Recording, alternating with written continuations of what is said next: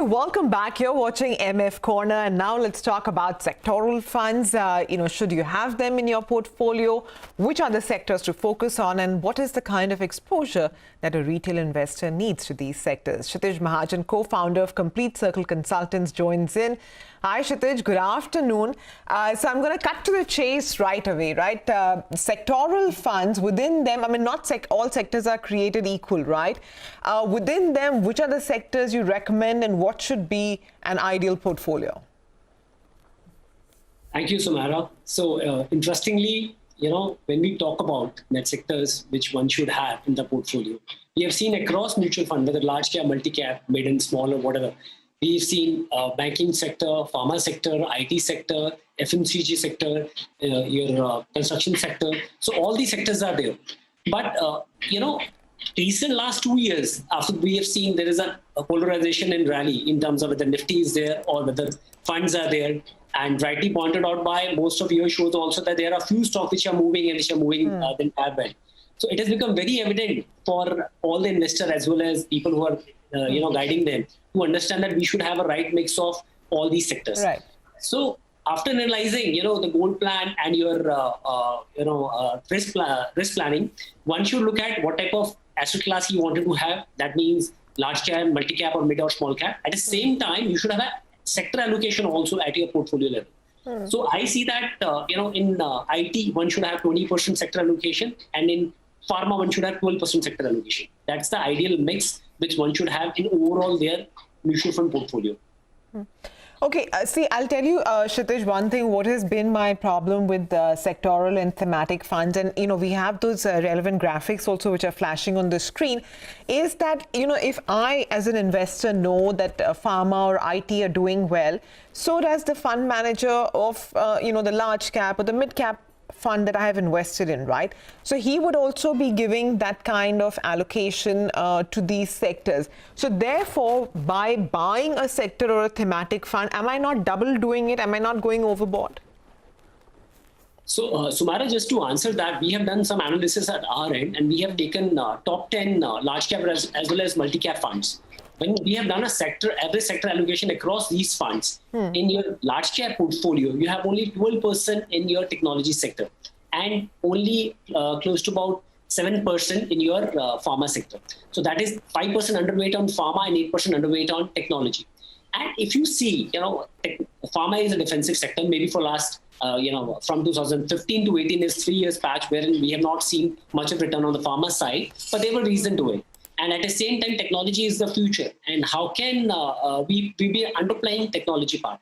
So fund manager must be doing some science at their end, because let's say if it's a large cap fund, they must be looking at 3 stocks only, which is Infosys, HCL, and TCS. But there's a lot of other good companies which are available in that sector, which one can add. So that way, just to fill that gap on a large cap space, if you have a, let's say, large cap portfolio, just to fill that gap, you should add 8% as a technology fund.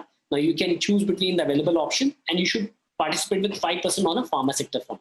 If you have a mix of large cap and multi-cap fund, then you should look at adding, again, 7 to 8% on a technology fund and close to about 4 to 5% on a pharma sector fund. So just to fill that gap, one should add these funds. Okay, so what you're recommending is that even if one has large caps or multi-caps in their portfolio, you basically just add together, the kind of exposure that they have to IT and pharma and fill the gap with a sectoral fund. Yes, that's what I'm saying. Okay, so just for the knowledge of our viewers, where do you get to know? Kshitij has helped us out with this exposure for large and multi-cap funds, but basically you have to just go to the portfolio of your scheme. It will be available on the website of your mutual fund, and also if you're already invested in those schemes, you will be getting it also via email. So just go to it on the left. You'll have all the stocks, of course, in detail, but if you see on the left hand side, there will be a corner giving you the sectoral exposure. So you have to just go and see what is the exposure. These portfolios are available every month end. So by the second week, Kshitij, the portfolios are available, right, for the previous month? Yeah. Okay. So every month end we have to disclose, and by second week, all the portfolios will be. In fact, you can see on the fact sheets also, this is a very, available information across web. You can see this information coming your way. In fact, if you have a portfolio across any channel, let's say you have a portfolio on money control, value research, or with your partner, this information can be gathered rather than you're getting individual fund allocation. You can gather information across these funds together also. So basically, the investor doesn't have to struggle. This information is widely available across the board. Okay, Kshitij, I take the point that IT, pharma, important themes, and probably in some way evergreen as well, right? But for a retail investor, are these good ideas for, like, say, 10, 15 years? So what is, let me make it simpler. What is a technology fund or a pharma fund? So I'll make it very simple for the viewers. Technology fund is a fund which invests into technology companies. And what these companies normally do, they work in the domain of solving complex problems, like your problem which is pertaining to services or which is pertaining to manufacturing. These can be information technology, this can be artificial intelligence, this can be data analytics, this can be blockchain, or this can be any other problem. So, if you go to a passport office now, you normally get your passport in 5 to 6 days time, all thanks to TCS. So there's a system in place. There's a supply chain problem which is there, and all these companies resolve. So, in fact, government themselves are promoting this technology factor in a big way. If you see the JAM Trinity, which is Jan Dhan, your Aadhaar and mobile Trinity, wherein you have a Jan Dhan account, you have mobile with you, you have Aadhaar number, subsidies will be directly transferred to your accounts. So one need to understand very clearly, and I think COVID times have made it very clear, the technology is something which is the future, whether it's entertainment, whether it is your data transfer, whether it is doing your work. So all these companies and will for sure do well. You see the global best companies, the top 5 companies are tech companies only. So, my submission is technology is the field which is going to do well. Coming back to pharma, it's an evergreen sector, rightly said by you. It's a defensive sector. Come what may, you need hospitals, you need, insurance for your future needs. You need drugs or pharmaceuticals, medicines for your usage.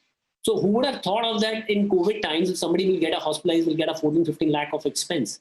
So, this will push insurance in a big way, that people will start covering themselves. Hygiene factor will increase, people will start getting their tests done. So your labs will gain. So one need to understand that pharma is not only pharma, but healthcare overall has 4-5 elements to it. So India is the manufacturer of 10% of global drugs. We make more than 500 APIs. On CRANS technology, we are almost 50% less cost vis-a-vis US. So we have orders from there also. So my summation there is that there is a lot of scope building up in the pharma space also, wherein diagnostic labs will also do well, where you see unorganized to organized will play a very important role. So both these sectors in the long run will do very well. Okay, Kshitij, in that case, especially for technology, I mean, we've seen that phenomenal move for Apple, for FANG, and now even FAMG, if you include Microsoft. But is it a good idea, therefore, to include that global exposure also in this 20% to technology funds? Absolutely. One should have 8 to 10% in I call them as dollar fund. Okay. Because one is for sure you gain from the advancement of these companies, whether it's FANG or FAM or whatever we call them. These are the best companies, and for the benefit of all, they don't only get profit or their revenues from US. 40 to 50% revenues comes from people like us, you, me, Sumaira, and other people who are using Netflix, Google, Amazon, Apple, whatever companies. So there are ways, and there are very beautiful and simple ways in India to participate. There are funds, like you can participate in NASDAQ fund through Motilal Oswal NASDAQ Fund of Fund opportunity. There is Edelweiss US Technology Fund which is available. There are funds which are available. There are other US Opportunity Fund which is DSP, and Franklin and ICICI also provides. So my 100% stamp on, then one should have exposure to the biggest companies who are the technology innovators and disruptors of the world also.